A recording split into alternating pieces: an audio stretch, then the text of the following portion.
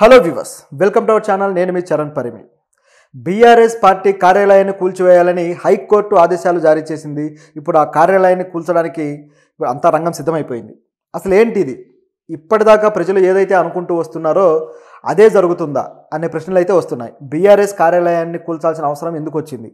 Court దీనికి ఆదేశాలు ఇవ్వడం వెనుక ఉన్న మతలబ్ ఏంటి, దీని వెనుక ఉన్న కారణాలు ఏంటి అనేది ఇప్పుడు పెద్ద డిస్కషన్గా మారింది. ఎందుకంటే హైడ్రా ఎప్పుడైతే మొదలైందో అప్పటి నుంచి కూడా బీఆర్ఎస్ మీద టార్గెట్ చేసిందని చెప్పేసి రకరకాలుగా వార్తలు వచ్చాయి. మరి అందులో భాగంగానే ఇప్పుడు బీఆర్ఎస్ మీద దృష్టి పడి దీన్ని కూల్చడానికి సిద్ధమైందా అనేది ఇప్పుడు ప్రశ్న. సరే, దీని వెనుకున్న సంగతులు ఏంటి గమనించి చూస్తే, బీఆర్ఎస్ పార్టీ ఇప్పుడు పార్టీకి అనేక ప్రాంతాల్లో కార్యాలయాలు ఉన్నాయి. అలాగే పార్టీకి సంబంధించిన నాయకులకి అనేక ప్రాంతాల్లో భవనాలు కూడా ఉన్నాయి. ఈ భవనాలు అలాగే కార్యాలయాలు కొన్ని అక్రమ కట్టడాలు అని చెప్పేసి కొన్ని చోట్ల వాటి మీద పిటిషన్లు కూడా వేసిన దాఖలాలు ఉన్నాయి. ఎందుకంటే ఇప్పుడు హైడ్రా అనేది ఇటువంటి వాటిని కూల్చడం కోసమే ఏర్పాటైన సంస్థ. అసలు కాంగ్రెస్ ప్రభుత్వం హైడ్రాని తెచ్చినప్పుడే ఈ వివాదం చెలరేగింది. బీఆర్ఎస్ నాయకుల భవనాలు కూల్చడానికి ఇటువంటి తీసుకొచ్చారు, హైడ్రా అనేది ఒక పెద్ద కుట్ర అని చెప్పేసి కేటీఆర్ గారు కావచ్చు, అలాగే బీఆర్ఎస్ నాయకులు కూడా ఆరోపిస్తూ వచ్చారు. అయితే ఈ ఆరోపణలని ప్రజలు మాత్రం పెద్దగా సీరియస్గా తీసుకోలేదు. ఎందుకంటే హైడ్రా తన పని తాను చేసుకుంటూ పోతుంది. అలాగే కాంగ్రెస్ నాయకులు, అలాగే బీఆర్ఎస్ నాయకులు, అదేవిధంగా న్యూట్రల్ పీపుల్ కూడా, నిజం చెప్పాలంటే నాగార్జున గారు, మురళీమోహన్ గారు ఇలాంటి వాళ్ళకు కూడా నోటీసులు ఇచ్చి కూల్చేయడం జరిగింది. ఇంకా మురళీమోహన్ గారిది ఇంకా కూల్చలేదు అనుకోండి, అది ఇంకా అలాగే ఉన్నాయి. కాకపోతే నోటీసులు అయితే ఇవ్వడం జరిగింది. సో హైడ్రా న్యూట్రల్గానే పనిచేసుకుంటూ వెళ్తుంది, ఏ పార్టీ కోసం పనిచేయట్లేదు అన్నట్టుగా కలరింగ్ అయితే ఇచ్చారు. కానీ ఎక్కువ శాతం హైడ్రా కూల్చేసిన వాటిలో బీఆర్ఎస్ పార్టీ నాయకులు, అలాగే ఆ పార్టీకి సన్నిహితులైన కార్పొరేటర్లు, లేకపోతే ఆ పార్టీకి సన్నిహితులైన బిల్డర్స్, కాంట్రాక్టర్స్, వీళ్ళ బిల్డింగ్సే ఉన్నాయి, వీళ్ళ భవనాలు మాత్రమే కూలుస్తున్నారని చెప్పేసి ఒక పెద్ద అపవాదు హైడ్రా మూటగట్టుకోవడంతో పాటు ఇది కేసు హైకోర్టుకు వెళ్ళింది. హైకోర్టుకు వెళ్ళిన తర్వాత హైకోర్టు కూడా దీని విషయంలో విచారణ చేస్తూ గట్టి వ్యాఖ్యలు చేసి హైడ్రా మీద మొట్టికాయలేసింది. హైడ్రాని ఏమందంటే, మీరు నిజానికి ఈ బీఆర్ఎస్ నాయకుల మీద దృష్టి పెట్టి వాళ్ళ ఫామ్ హౌస్లో లేకపోతే వాళ్ళ అక్రమ కట్టడాలని చెప్పేసి వాళ్ళవి కూల్చడానికే ఇటువంటి స్థాపించారా? మీ ఉద్దేశం అదేనా? ఎందుకు అందరి పట్ల సమాన న్యాయం పాటించట్లేదు? కొంతమంది బిల్డింగులకు నోటీసులు ఇచ్చారు, కొంతమందికి నోటీసులు ఇవ్వలేదు, మీరు ఎందుకు ఈ విధంగా చేశారని చెప్పేసి హైకోర్టు చాలా గట్టిగా అడగడం జరిగింది. దాంట్లో ప్రభుత్వం తరపున ఎవరైతే లాయర్ ఉన్నారో వీళ్ళు కూడా కొద్దిగా తడబడ్డ సంఘటన చూసాం. లేదు, మేము నిజాయితీగా వెళ్తున్నాం అన్నారు. కానీ అది అక్కడ అంత బాగా కనిపిస్తున్నట్టు హైకోర్టు కూడా అనిపించలేదు. లేదు, మీరు న్యూట్రల్గా వెళ్ళండి, మీరు ఏ చర్యలు తీసుకున్నా సరే నోటీసులు ఇచ్చిన తర్వాత చర్యలు తీసుకోండి, కొంతమందికి మీరు నోటీసులు ఇవ్వట్లేదు అని చెప్పేసి హైకోర్టు అంది. ఎందుకంటే కూల్చివేతల్లో కొందరికి నోటీసులు ఇస్తున్నారు, కొందరికి ఇవ్వకుండా కూల్చిపడేస్తున్నారు. దీన్ని హైకోర్టు గట్టిగా ప్రశ్నించింది. అదేవిధంగా అసలు ఇటువంటి కూల్చివేతలు కూడా సరైనవి కాదు, ఏదైనా సరే చట్ట ప్రకారం వెళ్ళాలి అని చెప్పేసి కూడా వ్యాఖ్యానించింది. దీన్ని ఏమాత్రం ప్రభుత్వం పట్టించుకోవట్లేదు, తమకు నచ్చిన విధంగా పని చేసుకుంటూ వెళ్తున్నారు.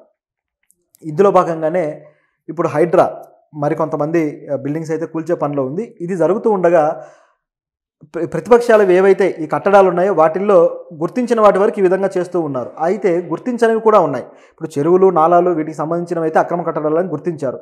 ఇవి కాకుండా పర్మిషన్ లేని ప్రభుత్వ భూములు, అలాగే దేవాదాయ శాఖ భూములు, ఇటువంటి భూముల్లో కూడా ఆక్రమించుకొని కట్టుకునేవి ఉన్నాయి. మరి వీటిని ఎవరు కూల్చాలి అనే ప్రశ్న వచ్చింది. దీని విషయంలో రంగనాథ్ గారు అయితే మేము కేవలం కొన్ని మాత్రమే కూలుస్తున్నామని చెప్పడం జరిగింది. సో ఈ బఫర్ జోన్లో ఉన్నవి, అదేవిధంగా ఎఫ్టీఎల్ పరిధిలో ఉన్నవని మాత్రం చెప్పడం జరిగింది. మరి వీటి పరిస్థితి ఏంటనే క్వశ్చన్ కూడా ఉంది. దీనికి బయట నుంచే కొంతమంది వ్యక్తులు కోర్టుకు ఈ విధంగా ఫిర్యాదులు చేస్తూ వెళ్తున్నారు. అట్లా నల్గొండలో ఉన్న బీఆర్ఎస్ పార్టీ కార్యాలయం ఏదైతే ఉందో ఆ కార్యాలయం అక్రమ కట్టడము అని చెప్పేసి దాని మీద కాంగ్రెస్ నాయకులు ఫిర్యాదు చేశారు హైకోర్టుకి. దీన్ని కూల్చాలి అని చెప్పేసి కాంగ్రెస్ నాయకుడు కోమటిరెడ్డి వెంకటరెడ్డి గారు కూడా ఇది అక్రమ కట్టడం అని చెప్పేసి ఫిర్యాదు చేయడం జరిగింది. ఫిర్యాదు చేసిన తర్వాత ఇక కోర్టు కూడా దాన్ని విచారణకు చేపట్టాలని చెప్పేసి నిర్ణయించుకుంది. అయితే ఈలోపే కోమటిరెడ్డి గారు ఎప్పుడైతే మంత్రి పదవిలో ఉన్నారు కాబట్టి ఆయన వెంటనే ఏం చేశారంటే, దాన్ని కూల్చేయండి, అది అక్రమ కట్టడం అని చెప్పేసి కొంతమంది అధికారులని దాని మీద పంపించారు. పంపించడంతో ఆ అధికారులు ఇక కూల్చేయడానికి అంతా రంగం సిద్ధం చేసుకున్న తర్వాత దీన్ని ఏదో విధంగా ఆపాలి అని చెప్పేసి బీఆర్ఎస్ నాయకులు, నల్గొండలో ఉన్న నాయకులు హైకోర్టుకు వెళ్ళారు. ఇది సరైనది కాదు, ఎలా కూలుస్తారు అని చెప్పేసి వెళ్ళి మేము ఆల్రెడీ అధికారుల నుంచి పర్మిషన్ కూడా తెచ్చుకున్నాము, ఎన్ఓసీలు కూడా తెచ్చుకున్నాము అని చెప్పేసి అవి చూపించే ప్రయత్నం చేశారు హైకోర్టుకి. ఇంతవరకు బాగానే ఉంది. అయితే ఇక్కడ హైకోర్టు దీన్ని విచారించిన తర్వాత ఒక విషయం చెప్పింది, తగ్గేదే లేదు, కూల్చేయాల్సిందే అని చెప్పి. ఎందుకు ఆ విధంగా చెప్పిందని చూస్తే, అది నిజానికి అక్రమ కట్టడమే. వీళ్ళు తెచ్చిన ఎన్ఓసీ కూడా ఆల్రెడీ బిల్డింగ్ కట్టి ఆ కట్టిన దానికి వీళ్ళు పర్మిషన్ తీసుకున్నట్టుగా పర్మిషన్ తెచ్చారు. ముందు పర్మిషన్ తీసుకొని బిల్డింగ్ కట్టాలి. కానీ అలా కాకుండా ఆల్రెడీ కట్టేసి అప్పుడు అధికారుల దగ్గర తెచ్చుకున్నారు. ఇది ఎలా సాధ్యమైందయ్యా అంటే గవర్నమెంట్‌లో అవుతుంటాయి. చాలా క్యాజువల్‌గా ఆ పార్టీలు అధికారంలో ఉన్నప్పుడు ఆ పార్టీలకు తగ్గట్టుగా అన్నీ నడిచిపోతుంటాయి. ఇది పరిస్థితి. అంటే గతంలో దానికి అసలు ఏమాత్రం ఎన్ఓసి తీసుకోకుండా ఏ అధికారుల నుంచి ఎటువంటి నో అబ్జెక్షన్ ఇది తీసుకోకుండా కట్టేశారు. వాళ్ళ ప్రభుత్వం ఉంది కాబట్టి.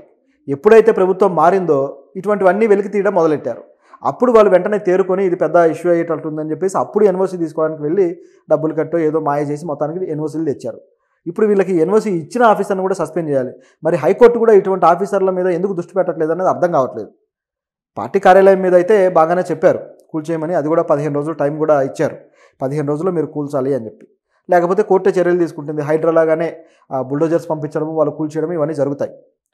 అయితే దీంట్లో క్లియర్గా కాంగ్రెస్ పార్టీ నాయకుడు, మంత్రి కోమటిరెడ్డి వెంకటరెడ్డి గారు ఉండటం ఇప్పుడు ఆశ్చర్యకరంగా ఉంది. ఎందుకంటే ఎదుటి పార్టీ కార్యాలయాన్ని భూస్థాపితం చేసేంత కక్ష పెట్టుకున్నారా? ఎందుకు ఈయన ఈ నియోజకవర్గంలో ఈ స్థాయిలో రెచ్చిపోతున్నాడు అనే అనుమానం అయితే వస్తుంది. డైరెక్ట్గా గొడవలు పడ్డము, అదేవిధంగా ఏదో సెటర్లు వేసుకోవడము, రాజకీయపరమైన వాదాలు, వివాదాలు, డిబేట్లు ఇవన్నీ జరుగుతాయి. కానీ కార్యాలయాలు కూల్చేయాలి, లేకపోతే భవనాలు కూల్చేయాలి, నాయకులే నాశనం అయిపోవాలన్నట్లుగా డైరెక్ట్ ఇన్వాల్వ్మెంట్ ఈ నాయకులది చూస్తుంటే రాజకీయాల్లో కొద్దిగా వివాదాస్పదమైన తీరుకి తెరతీసినట్టుగా ఉంది. ఇది యాక్చువల్గా అయితే ఏపీలోనే స్టార్ట్ అయిపోయింది. గతంలో చంద్రబాబు గారి భవనాన్ని జగన్ కూల్చేయడము ఇట్లా స్టార్ట్ అయిపోయింది. ఆ తర్వాత ఇప్పుడు వీళ్ళు వచ్చిన తర్వాత రెడ్ బుక్ రాజకీయం నడుస్తూ ఉంది. అలాగే తెలంగాణలో చూసుకుంటే వీళ్ళు కూడా పర్సనల్గా కొంతమంది వ్యక్తులని దృష్టిలో పెట్టుకొని వాళ్ళ మీద యాక్షన్ తీసుకుంటానికి ప్రయత్నిస్తున్నట్టుగా కనిపిస్తుంది. ఇది కూడా అందులో భాగంగానే ఉంది. ఎందుకంటే తెలంగాణలో ఇటువంటి రెడ్ బుక్ రాజకీయం లేదు, అదేవిధంగా కక్షపూరితంగా చేస్తున్నారన్నట్టుగా మీడియా ఎక్కడా కూడా ప్రొజెక్ట్ చేస్తూ రాలేదు. కానీ జరిగేవి జరుగుతూ పోతున్నాయి. ఎవరు దేన్ని ఆపలేకపోతున్నారు. సో అది ఇక్కడ ఉన్న పరిస్థితి. అయితే ఇప్పుడు కోర్టు ఇచ్చిన పర్మిషన్స్ని బట్టి 15 రోజులు టైం ఇచ్చారు కాబట్టి ఈ టైంలోపు వీళ్ళు కూల్చకపోతే మరి వీళ్ళు మళ్ళీ సుప్రీంకోర్టుకి వెళ్ళే ఆలోచన ఉందా వీళ్ళకనే డౌట్ కూడా వస్తుంది. అక్కడికి వెళ్ళినా సరే సేమ్ ఇదే రియాక్షన్ రావచ్చు. ఎందుకంటే ఆల్రెడీ ఆ ఎన్ఓసి తప్పుడు ఎన్ఓసి అన్నట్లుగా ప్రూవ్ అయింది కాబట్టి హైకోర్టు కూడా ఇంకాస్త మొట్టికాయలేసి కూల్చమని చెప్తారు.